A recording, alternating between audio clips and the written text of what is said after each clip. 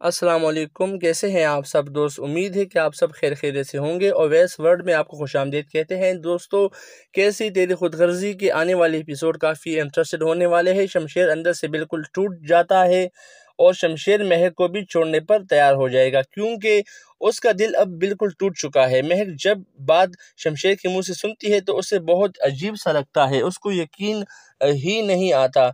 महक को ये चाहती है कि ये वो शमशेर है कि जो मुझसे ज़बरदस्ती करता था, आज वो मुझे अपनी मर्ज़ी पे छोड़ रहा है।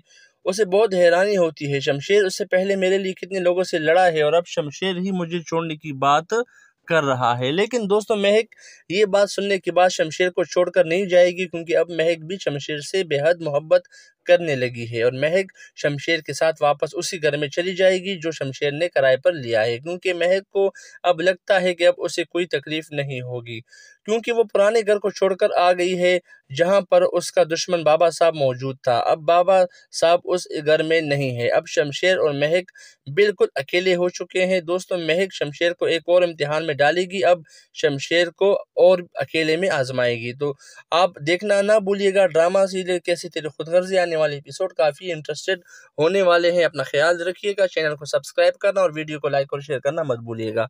अल्लाह हाफिज़।